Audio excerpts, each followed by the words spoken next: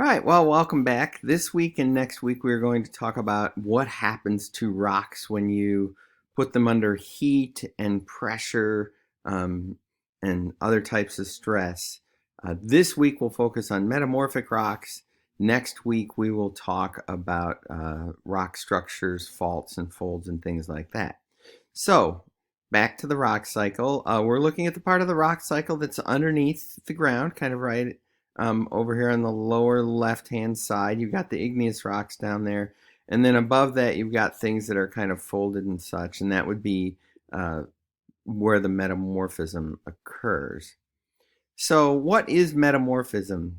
It is recrystallization in the solid state of existing rocks. So you take a rock, it could be an igneous rock, it could be a sedimentary rock, it could even be a metamorphic rock, and you put it under intense heat and or pressure, and we'll talk about some places where that will happen in a few minutes. And the rock recrystallizes. The key here, though, is that it doesn't melt. This recrystallization must take place in the solid state.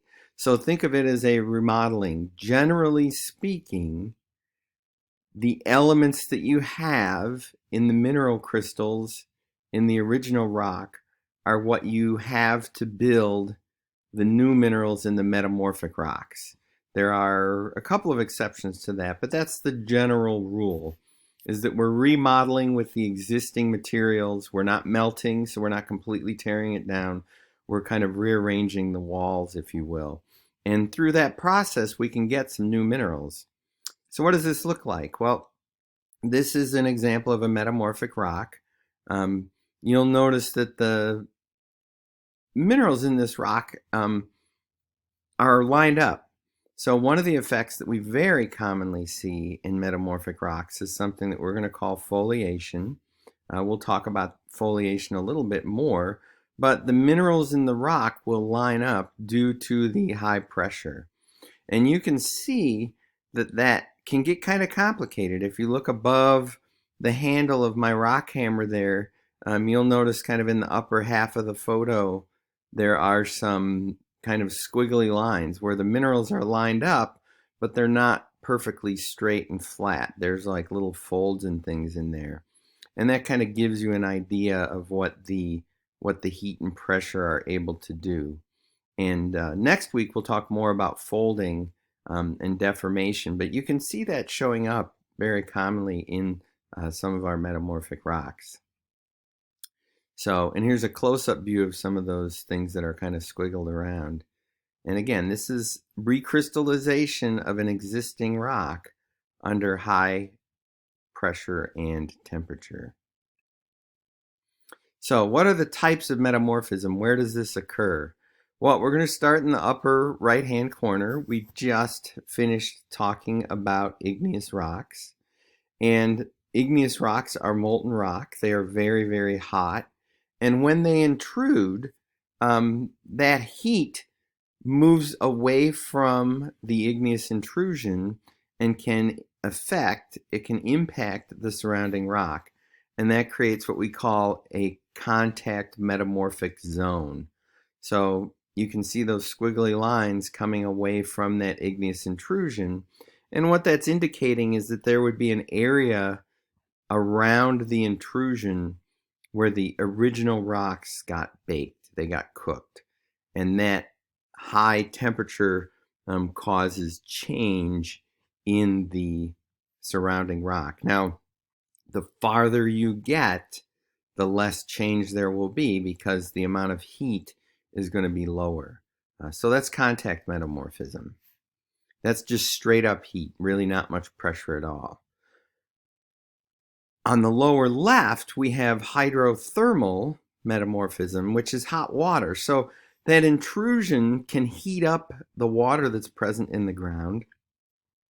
And that hot water, in some cases, can move many tens of miles away from the original intrusion and alter the existing rock. And so that's what we call hydrothermal metamorphism. Again, it's heat, but in this case, it's facilitated by the presence of water.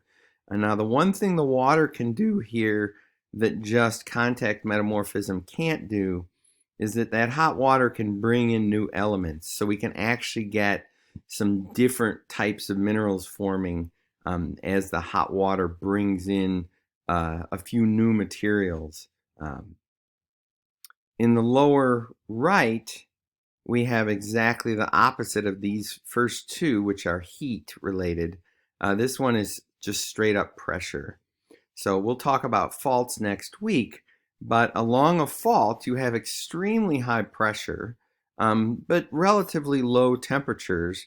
And in that case, we can get some fault zone metamorphosis. Fault zone metamorphosis and contact metamorphosis are going to be very limited in extent. The contact metamorphic rocks will be just around the outside of that intrusion, and it will decrease as you move away. And the fault zone metamorphosis will take place right along the fault zone. The hydrothermal can cover a much larger area because that hot water can move out over a very large area.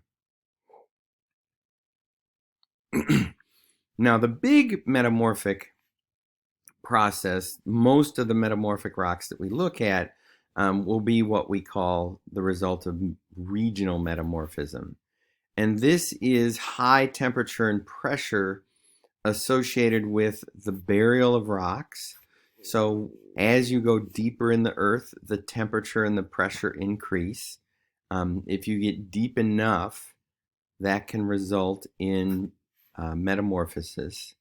The other thing that we see is in the lower right-hand corner, and that is what we call tectonic pressure.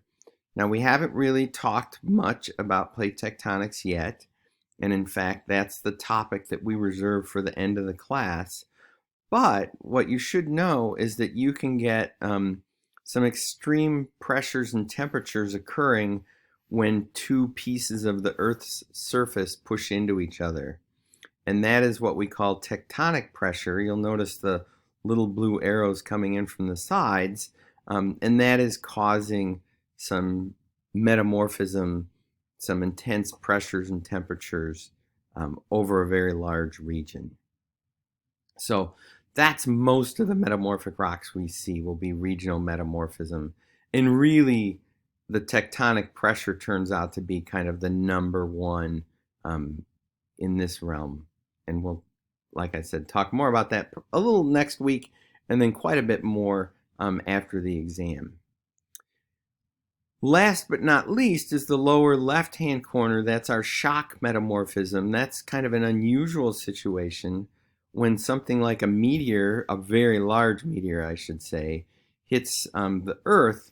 The extreme heat and pressure associated with that impact lasts for just a few seconds.